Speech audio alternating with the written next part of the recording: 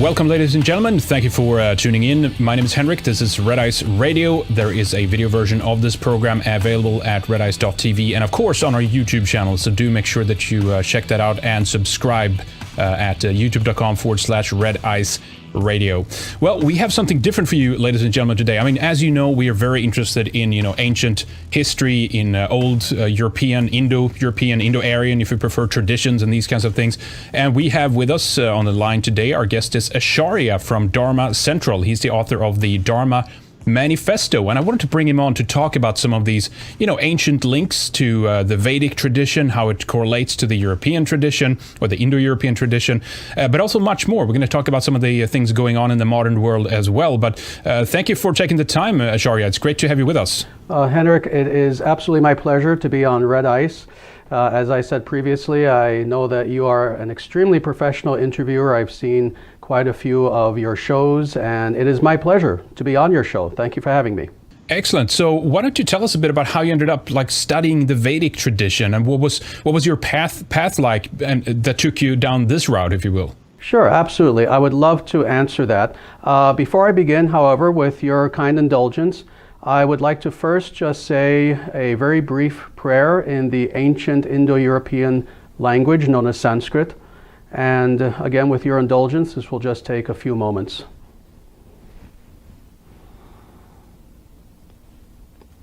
Om Bhurabhuva Swaha Tat Savitur Varenyam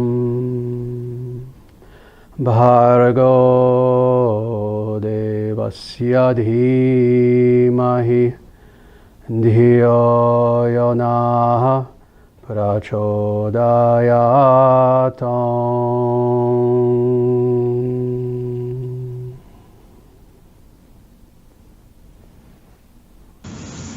Thank you for that. That was nice. I don't know what it means, but I like it. Oh, well, I can tell you very briefly. This is the famous Gayatri mantra. Perhaps you've heard of it. It's one of the more famous mantras. And it's from the Rig Veda, which is the oldest extant writing on earth.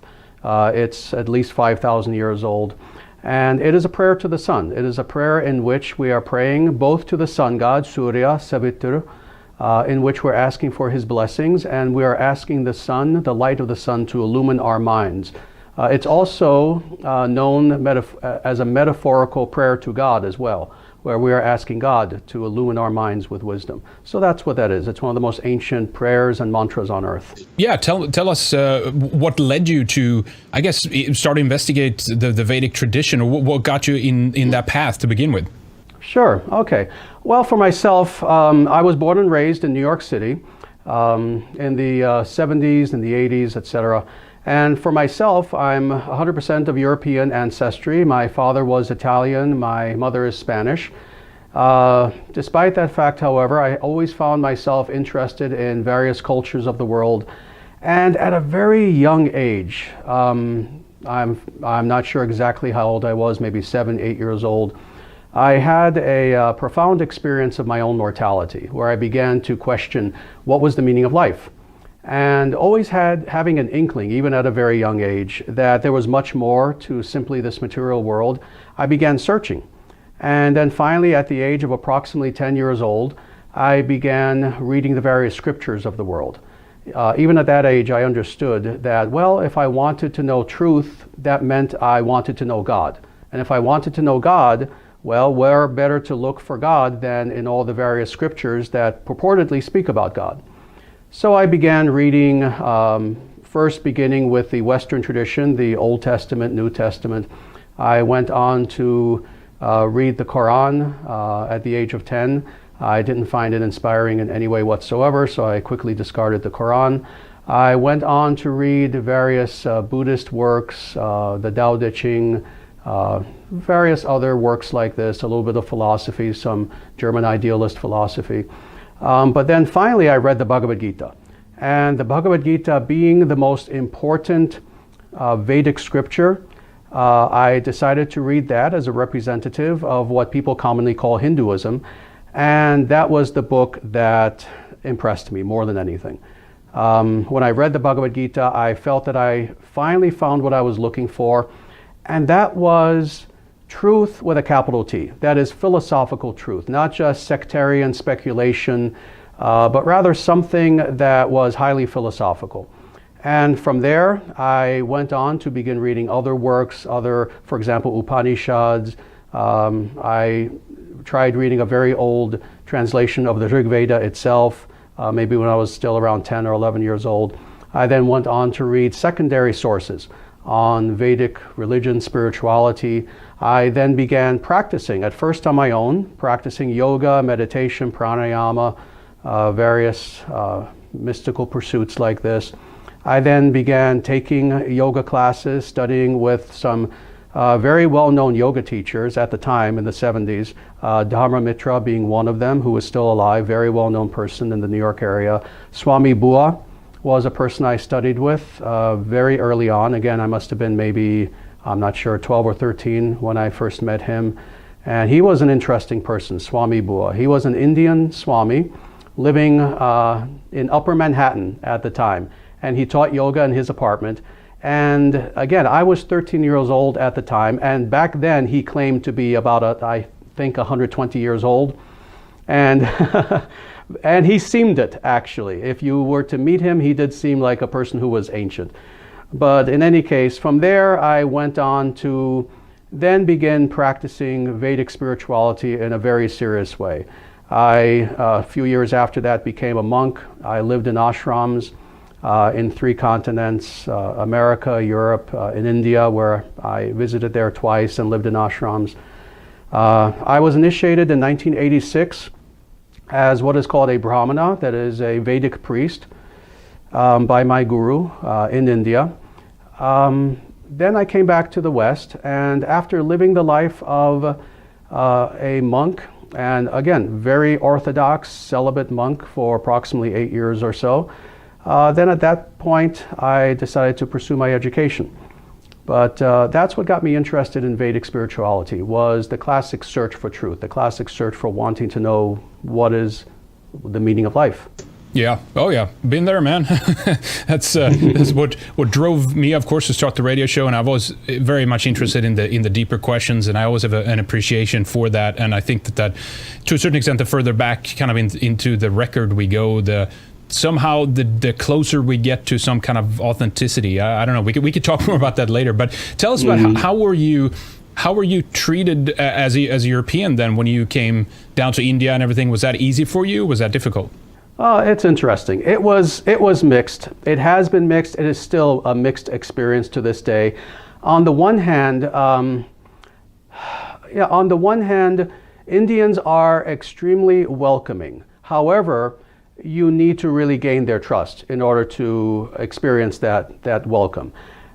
This is something that many Westerners who have approached the Vedic tradition have experienced themselves, that at first it seems as if Indians can be a little bit standoffish.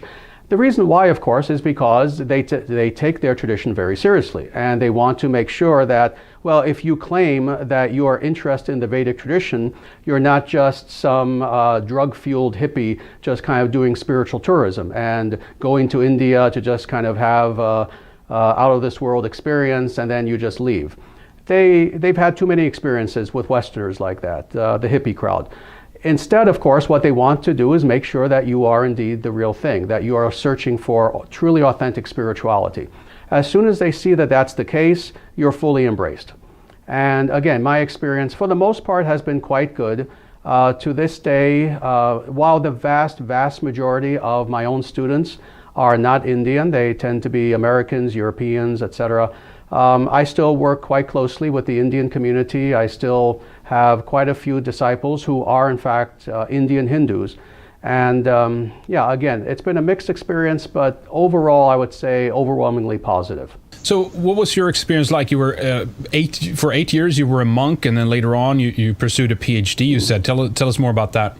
Sure. Well, yes, I was a monk, again, several places, mostly in America, but also in the UK for a short time, in India as well. For some time I lived at my guru's ashram in India, and that was a wonderful experience the entire time I was a monk. However, at a certain point I realized that I had a greater mission to be engaged in the world and take the teachings that I had been studying all of that time up till that time, and to try to spread them in a much broader, much bigger, much more understandable sort of way. And I realized that the way to do this was indeed to pursue my education. You know, I had neglected my education in order to be a monk. That was a sacrifice that I made.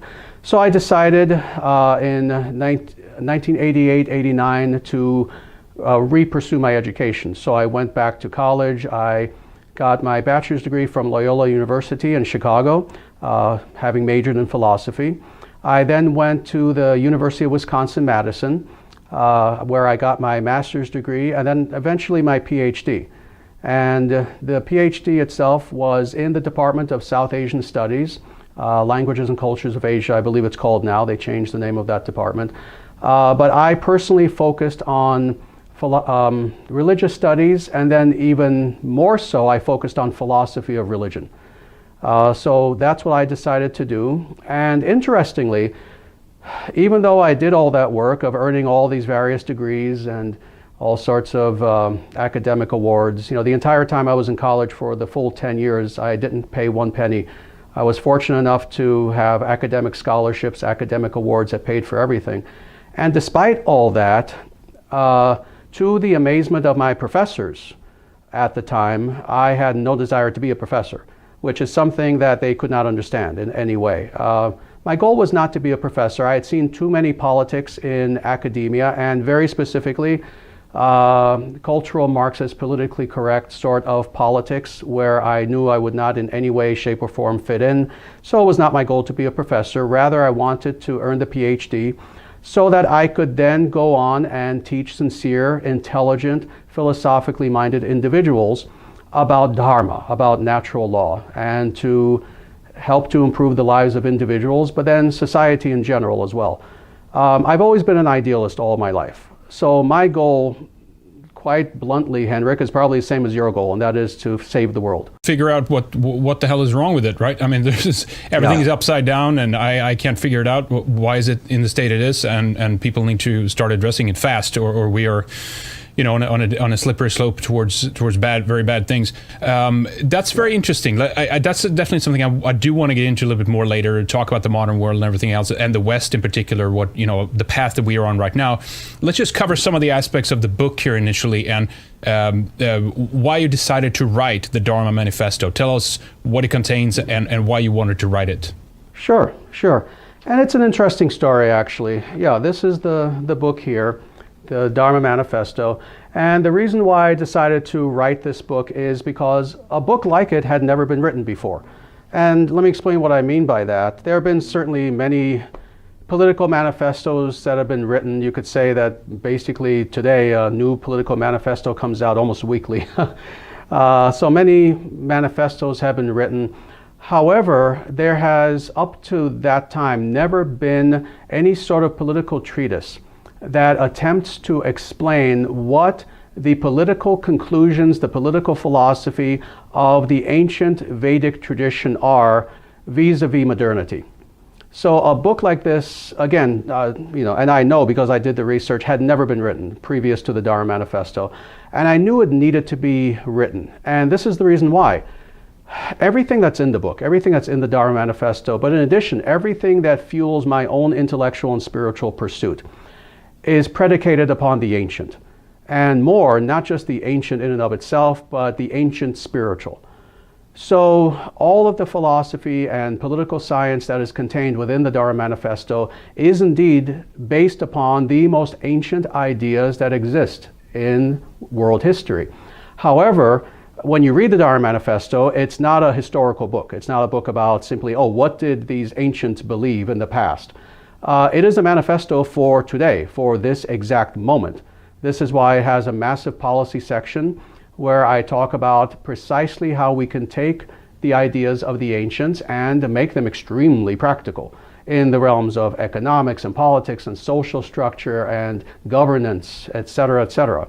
So that's the idea of the book. It is taking the most ancient wisdom imaginable, but applying it today, absolutely to our day and age.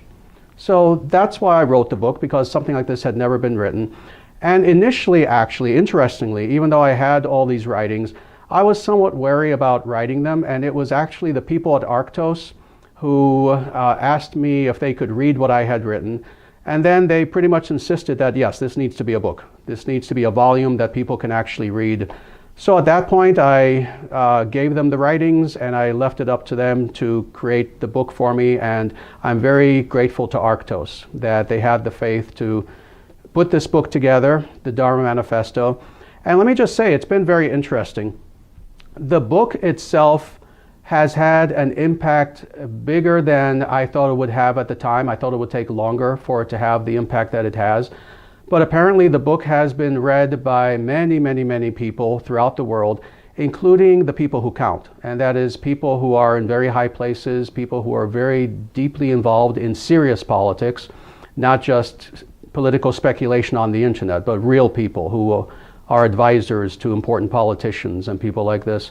So I'm glad that the book was published because it has had truly an enormous impact upon many people in the world.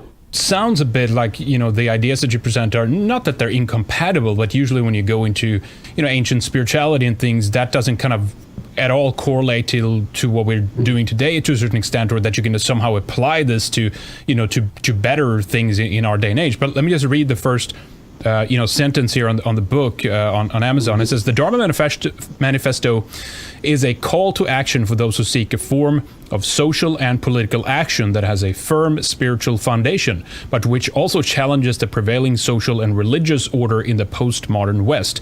It does not merely offer criticism, it also is a blueprint for how a national community founded upon dharmic principles could operate in the 21st century. So tell us a bit more about that and how those old ideas can be implemented somehow in our day and age today, in the modern world. Well, interestingly, the answer to that question is actually, in a way, contained in the very wording of your question itself. And that is this, that these ideas aren't really old per se. In fact, they're not old at all. In fact, I would say that they are, in actuality, trans-historical. The ideas that are contained in the Dharma Manifesto are eternal.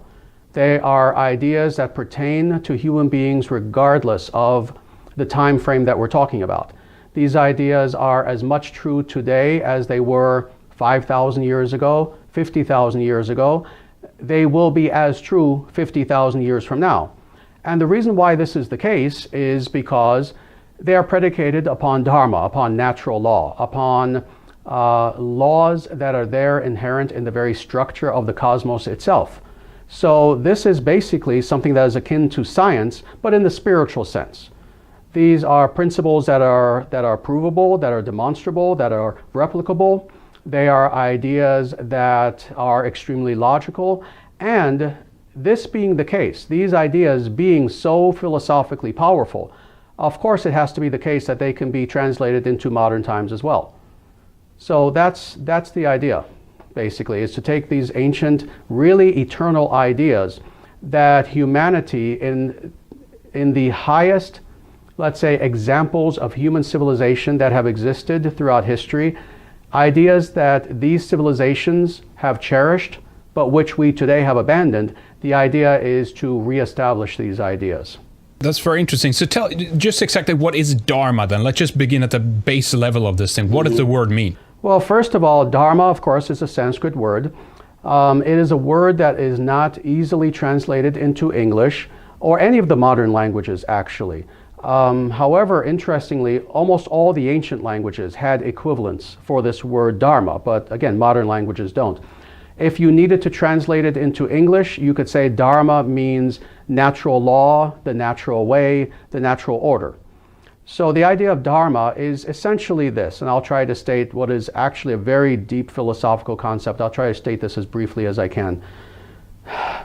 As a human being, as an intelligent human being, when we look at the cosmos around us, and when we look at the intricacy that we see around us, how amazing this world is, there are really only two, let's say, world views, only two conclusions that a person can come to, having looked at our cosmos. The first one is this. The first one is that, well, all right, this is a cosmos in which it's so vast, it's so complicated, there must be no meaning to it. It must be the case that we're just here kind of all alone and everything is simply as we observe it through our sensory apparatus, and that's it. That's the first view.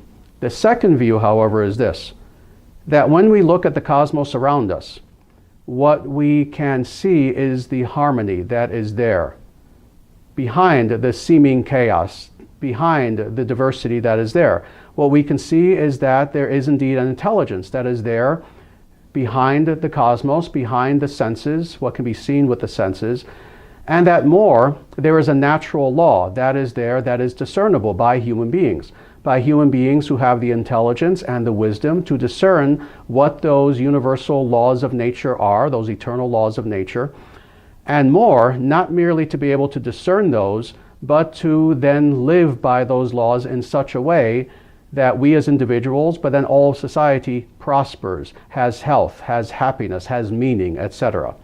Well, this latter way of viewing the world, that's Dharma. Dharma gives us the sense that, yes, this world has meaning, that there is a natural law that is there. So that is essentially, in again, the smallest nutshell, what the word Dharma means. Interesting. So, I mean, usually when we think about this, we think that, Dharma and the Vedic tradition kind of belongs to the East, right? That for the West to maybe even have an interest in this, or much more so maybe even Europeans, when they do, this is almost like a form of appropriation, right? That it belongs to the East, has nothing to do with the West. Address that if you can.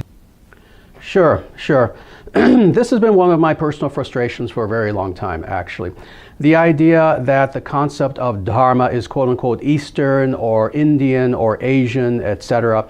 And let me tell you, this is not the case in any way whatsoever. It is indeed true that the realm of Dharma, let's say social, politically, geographically, has receded to the point where now the majority of people who consciously align themselves with the idea of Dharma, yes, they tend to be in India, in the modern nation state of what we call India. But the truth of the matter is, understood in these very philosophical terms, the concept of Dharma is not an Eastern thing. It's not an Indian thing. On the contrary, one thing that I pointed out in both the Dharma Manifesto as well as another book of mine called Sanatana Dharma, the Eternal Natural Way, this basic concept of Dharma, of natural law, of the idea that there are natural laws that are there inherent in the very structure of the cosmos that are discernible. This is an idea that all the ancients believed. This is an idea that Plato taught, that Socrates taught, that Aristotle taught. This is an idea that all of the pre-Christian European religions of ancient times believed. In fact, this was their foundation. This was the foundation of Greco-Roman thought, of Celtic, of Slavic, of Nordic, etc. This is a concept that the ancient Persians believed. In fact, the equivalent of the word Dharma, the Sanskrit word Dharma in Persian, is Asha. This is something that the ancient Chinese believed, and the word for Dharma in ancient Chinese is Dao. Interestingly, Dao means the natural way. You find this term in Japanese in the form of Do, etc., etc. So in all the ancient cultures, this was something that was found, this concept of Dharma. So it's very important for individuals to understand and for my readers to understand that when I use the word Dharma, I'm not using the word as something that is pertaining to quote-unquote India or the East or Asia. No, on the contrary. In ancient times, that is, let's say pre-Abrahamic times, the concept of Dharma was embraced by the vast majority, if not the entire world, on pretty much every continent that there were human beings. So this is what we are pointing to, a truly, yes, ancient, but also eternal concept that has nothing to do with any one geographic region of today's world. We're talking about pure philosophy. That's interesting, because that might be, I was wondered this, is there a reason why so many Europeans that seems to have lost a spiritual tradition, they turn to many of these traditions, right? They turn to yoga, they turn to a kind of, obviously we can address this, but a form of a new age version of the Vedic tradition of sorts, but this could be potentially then the explanation that somehow many people in the West who've ended up feeling rootless and everything else, they seek a much more ancient tradition to try to connect with it, and to a certain extent I mean, I don't know if we are to believe in genetic memory or ancestral memory or any of those kinds of things, but maybe there's something there that resonates with Europeans, if you see what I'm saying. There is indeed something that resonates with Europeans, and that should resonate with Europeans. The reason why we have found that for at least hundreds of years, if not longer, so many Europeans have been drawn to, yes, what you mentioned, meditation, yoga, Vedic spirituality, etc., is because they were artificially severed from their own ancient cultures. You know, as we know, of course, there have been several ruptures in history, recent history, meaning for me the last several thousand years. That's recent history for me. There have been several ruptures that have occurred in history, and as far as Europe specifically, the, one could say, worst of these ruptures was the introduction of Abrahamism and the Abrahamic faiths into Europe. And as a result of that, the European people's connection with their ancient ways, what today we would call paganism or pre-Christian European spirituality, culture, etc., there has been a complete disconnect between the two. And as a result of that, unfortunately, much of the knowledge has been lost. Many of the spiritual practices of Europe have been lost. And I know that, of course, there are many people, and I know a lot of them personally, who have been valiantly trying to reconstruct various forms of ancient European spirituality. But they are the very first people, including, just so many of these scholars, they are the first people who will admit that truthfully, it's something that cannot 100% be done. So much has been lost due to the burning of books, due to the killing of ancient pagan priests and the eradication of their knowledge and practices. To completely reconstruct what was there in ancient Europe spiritually is not a project that can be even close to completed in any way. So what many of these individuals have done, including, interestingly, people who are leaders of, for example, Asatru and Druidic, modern Druidic sort of paganism, what they have done to fill in that knowledge gap has been to turn to Vedic spirituality. The reason being that, A, they see the connections between the two. When they examine Vedic spirituality and then they look at what ancient worshippers of Thor or ancient Druids, for example, were doing, they see them as being almost synonymous in so many ways. That's one reason. The other reason being that, yes, the Vedic spirituality is the most ancient, still existing form of spirituality on earth. So what we find is that many European people and people of European descent have indeed turned to Vedic spirituality. Now, what's interesting is, you mentioned the word New Age. Some people have done this in a healthy way, some people have done it in a very unhealthy way. And what I would consider to be an unhealthy way is precisely the New Age approach. That is essentially taking, I would say almost stealing from Vedic spirituality, mixing it up with various liberal political ideologies, a lot of speculation, a lot of feel-good sort of sentimentality, a lot of anti-philosophical sentiment, etc. This monstrosity that we call the New Age movement, many of these people have stolen from Vedic spirituality and given it a very bad name. But then, of course, you have those individuals who try to approach Vedic spirituality in a very respectful way, looking for something that is truly authentic, not rejecting who they are as European peoples, but again, using Vedic spirituality as the most ancient spirituality on earth in order to understand themselves better. And this approach is the approach that I take. So this is why I'm very well known for this. I follow Vedic spirituality in essentially as radically orthodox, authentic, and traditionalist a manner as is humanly conceivable in our day and age, on the one hand. On the other hand, I am a European. I dress like a European, I look like a European, I speak like a European, I think like a European. Thus showing that it is not necessary in order to practice Vedic spirituality, it is not necessary to abandon our own heritage. On the contrary, if we understand truly what we're doing, we understand that they are in fact a perfect marriage. Yeah, that's very interesting. So in a way, let me know if I oversimplify the concept here, but in a way, the various European, pagan traditions is almost then maybe as a kind of a reformed denominations of the Vedic tradition? I would say the Dharmic tradition, definitely, just to make it a little bit more broad. Yes, all the pagan traditions of Europe followed Dharma. Again, they used different words for that. If you look at every ancient European language, they had a word for Dharma. In fact, interestingly, in Lithuanian, I believe, the word that they use is Dharna, which is very similar. So similar, it's scary, actually. In ancient Latin, they used the term liga natura, or natural law. In ancient Greek, it was physis, meaning, again, the natural law, the natural way, and you can go on and on. Every ancient European culture had a word for this.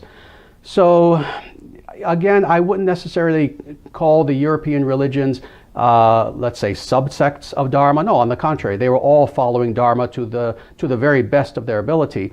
I would say that these were all sister traditions. The Vedic tradition, the ancient spiritual Celtic tradition, Slavic, Asatru, etc., etc.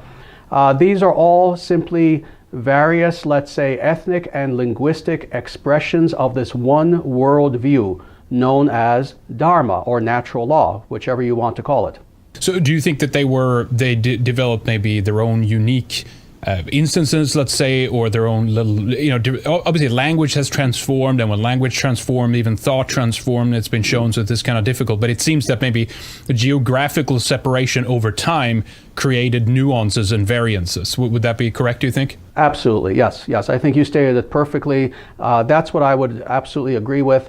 This is the thing about the natural way, about natural order, is that on the one hand, we certainly believe in absolutes. There are some things, we are not relativists philosophically, ethically, etc.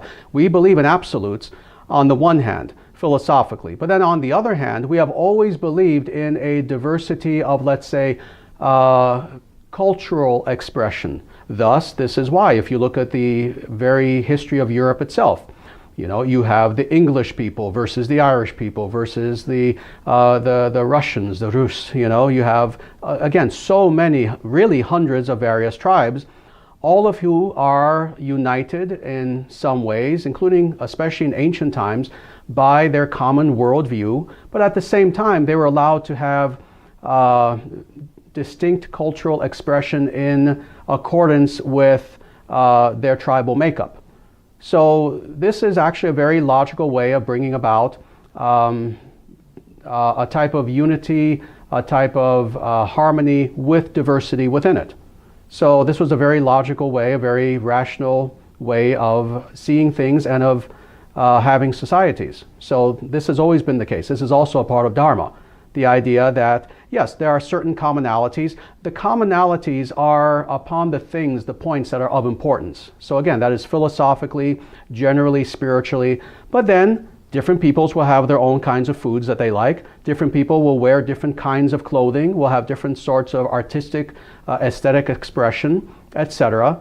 But again, the important thing is the underlying principle that unites all advanced peoples, and specifically the Indo-European peoples, was Dharma, was the idea of natural law. That is, that if we wish to have prosperity and happiness, we must order our societies in accordance with natural law.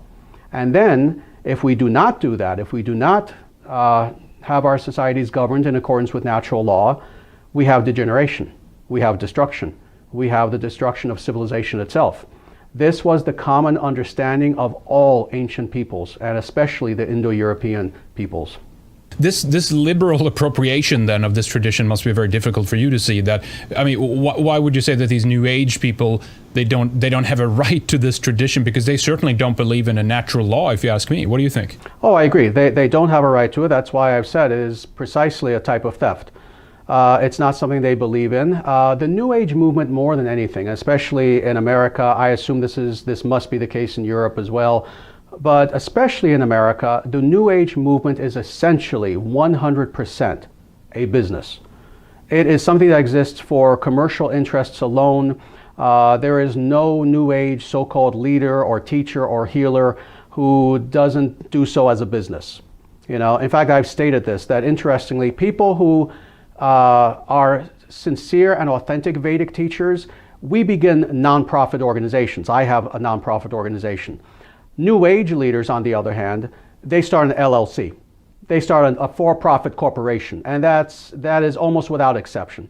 So the reason why the New Age movement has appropriated so many elements of Vedic spirituality is not out of even close to any sincere interest in what is actually being taught in Vedic spirituality. It's to make a buck. It's because they know, intuitively, they know that there is a thirst for spirituality, and they feel that they can make some money in selling spirituality. And to me, this is the greatest travesty that could ever be perpetuated by anyone, to take the real, the true, the ancient, the eternal, and see it as just a commodity, something to just make a quick buck off of.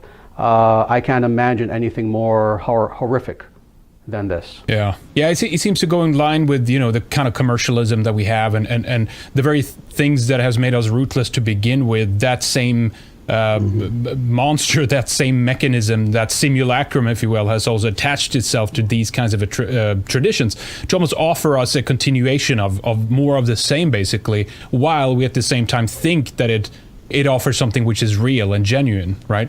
Mm-hmm. Yes, absolutely. Absolutely. And we've seen this in so many sectors of modern society, of course.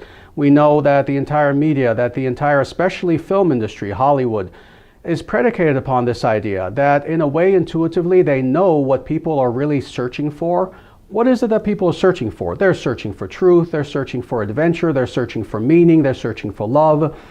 But rather than giving them that, yes, they give them a false image of that. They give them something that will attract them to the cinema, to Hollywood, etc. But then, of course, they take that sincere yearning on the part of their audience and they give them a demonic message. They give them a message that is actually meant to subvert those very things that they themselves are searching for as an audience. That's just Hollywood alone. We could say the same about modern government, academia, etc. Look at the universities. How many students, this breaks my heart because I was a student for so long, how many sincere, good-hearted, idealistic youth at the age of, let's say, 18 go into an academic institution, a university, a college, and they're searching for truth. They're idealistic, and milking that knowledge. These professors, many of whom are indeed demonic individuals who are either Marxists or crypto-Marxists, cultural Marxists, will take that natural idealism that they find in these youth and turn it literally completely inside out. And rather than these youth, upon graduating, being truly idealistic people and wanting to help people in a true way in accordance with natural law, on the contrary, they become enemies of natural law. They become enemies of truth. These become individuals who want to quite literally destroy the ancient. Think about this. This is one of the projects of academia, is that if it's ancient, if it's old, if it is something that smacks of the eternal or an absolute, it has to be destroyed. And so many of the minds of these innocent kids are warped in this way upon graduation. Yeah, definitely. I mean, if we look at Islam, of course, we can see, it's a very 3.0, version, if you will, of Abrahamism or the Abrahamic tradition, and it's of course very direct. It's very physical in its clear way that it's trying to destroy these old things, right? I mean, you literally have the destruction of sites like Palmyra, and they're blowing up these Buddhist, statues and things like this in Afghanistan and Pakistan and all these areas. So that's a very direct approach that people can see. But how would you say that the other branches of the Abrahamic traditions, and maybe then even in the extension, the kind of liberal modern world order that we have today, to a certain extent, how are they destructive in the same way? I mean, what I'm getting at is that Islam is it's clear, you can see that very clearly, but what would you say how the others also are in very much destroying it in the same way, but it's maybe more, mental to a certain extent than Islam. It's very physical, right? Yes, when it comes to Islam, yes, Islam basically is, very, very physical. But let's get to that in a second. I would like to get to the very root of what is Abrahamism, first of all, because there are many people who have heard this term, the Abrahamic religions, and generally they understand that the Abrahamic religions means Judaism, Christianity, and Islam, but they don't quite understand what is the metaphysical significance of Abrahamism. So with your indulgence, if you don't mind, I just want to talk about this a little bit because almost no one has, previous to my writing about this in the Dharma Manifesto. And if we're going to understand Abrahamism, we have to understand what are the metaphysical underpinnings of this worldview, for lack of a better term. The metaphysical underpinnings itself goes back to the very name, Abraham.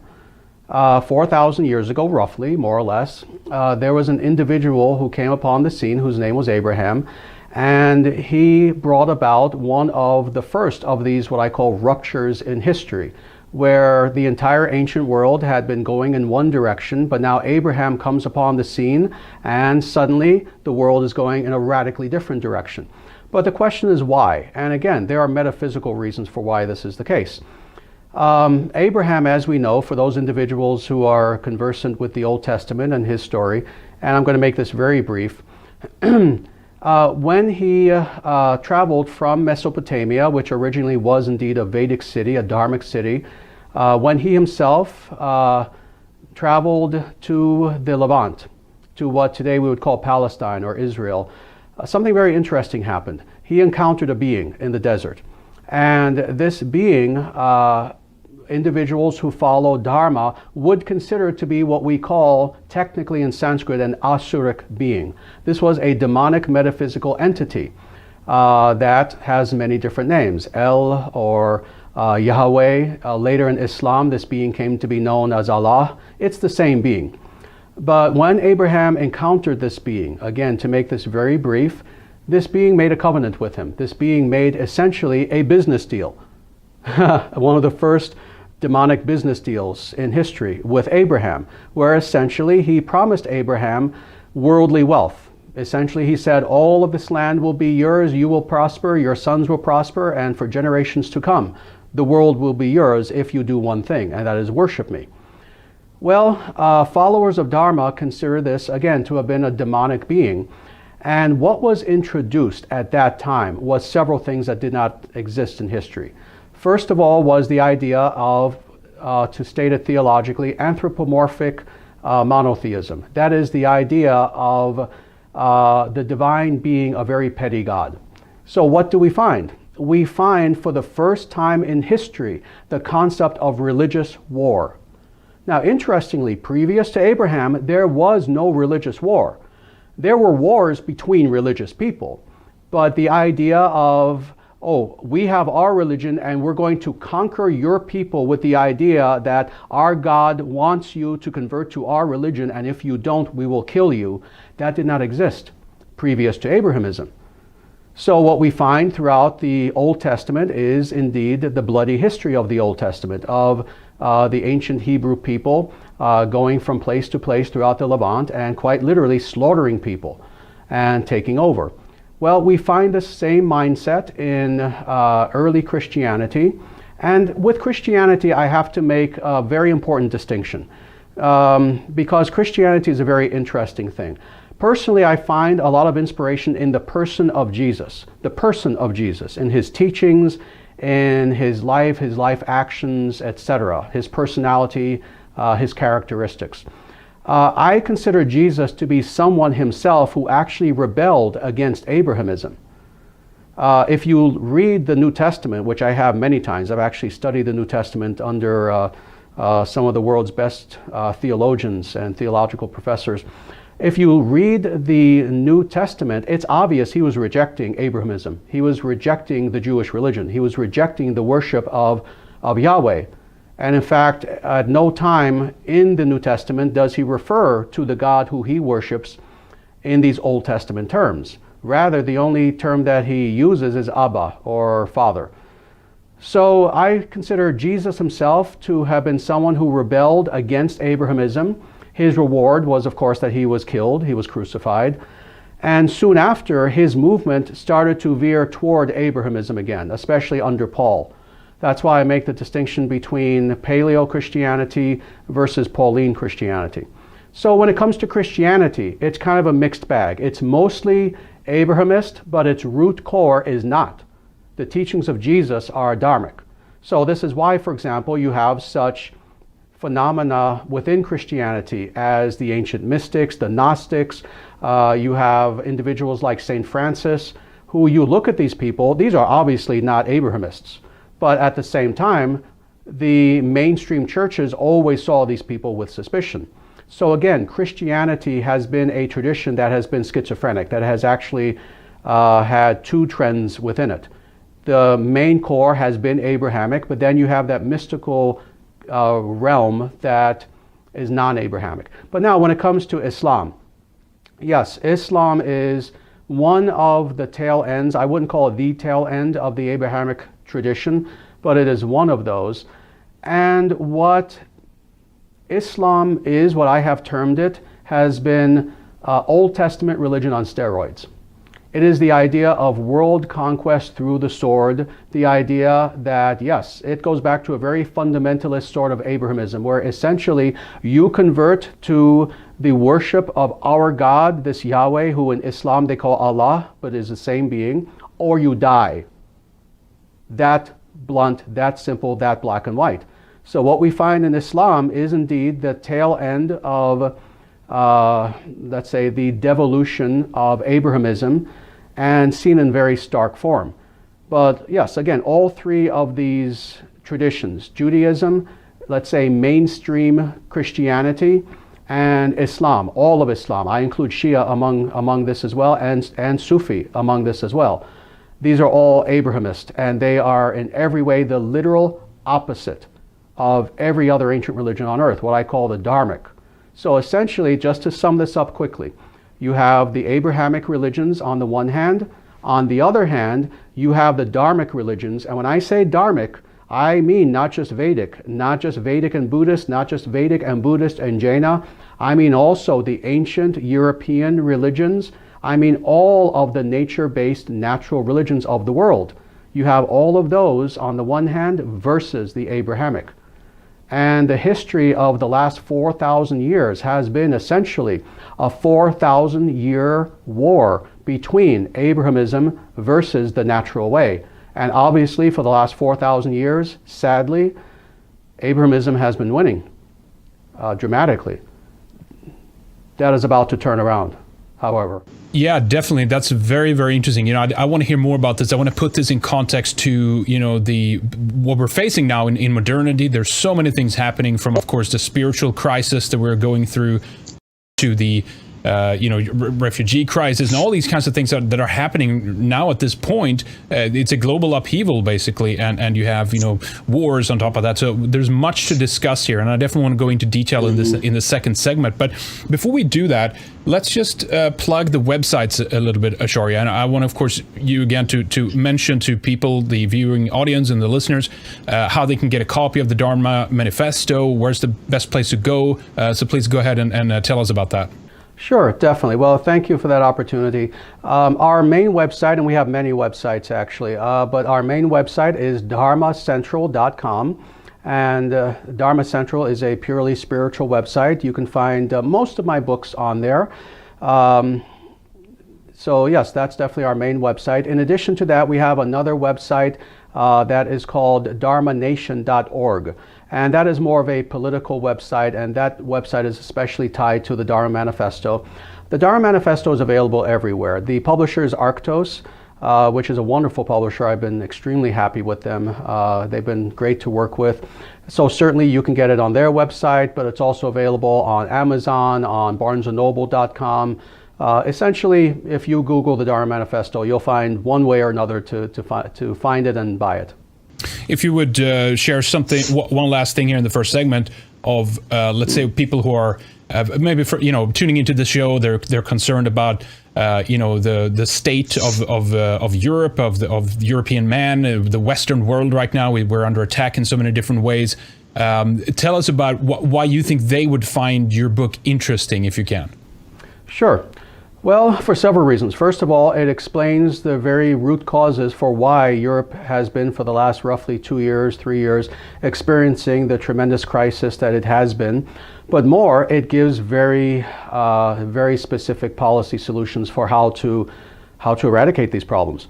Not just philosophically, but again, very, very specific. One thing that I'm very happy with the Dharma Manifesto is that essentially the first part lays out the philosophy of how we got to where we are today, but the second part is purely policy. It explains essentially every sort of issue of governance, of social policy, political policy, economic policy, etc., that a fully functioning natural law that is dharmic state, what I call a dharma nation, should be practicing in order to successfully solve all of these problems. Yeah, the book itself, people have to understand, is highly philosophical, but it's extremely practical. It gives very blunt solutions that A, B, and C must be done if we are to solve, for example, the immigration problem, if we're going to solve the problem of the degeneracy of culture in general, if we're going to solve the problem of the breakdown of the marriage, et cetera, et cetera. You can go on with the entire list of crises that we're experiencing right now. The Dharma Manifesto mentions all of the most important of these and gives very unambiguous answers as far as what to do to solve these problems. So if anyone is watching this who cares about the future of Europe, the future of America, and wants to see sanity restored to these nations, and especially along the lines of natural law, this book gives you the answers for how to do that. Very interesting. All right, well, we'll talk more about that in the second segment as well as we continue. So definitely stay tuned, ladies and gentlemen. We're going to continue with Acharya after the break. In the meantime, you have the websites, you know where to go. And of course, if you are on our site, you'll have the links right there as well. So definitely click through from our site. But yeah, we'll take a short break, folks. We'll be right back. More with Acharya after this. Well, ladies and gentlemen, if you like the first hour, please sign up to tune in, listen, or watch the second segment, the second hour at redicemembers.com. With a membership, you get full access to everything that we have done. Going back to our start in 2006, you can tune into our live show most weekends. You also have access to all our inside episodes, films, videos, and basically everything else that we do here at Red Ice. So definitely support alt-right media. Sign up at redicemembers.com. It does help us tremendously with your support, and we can grow.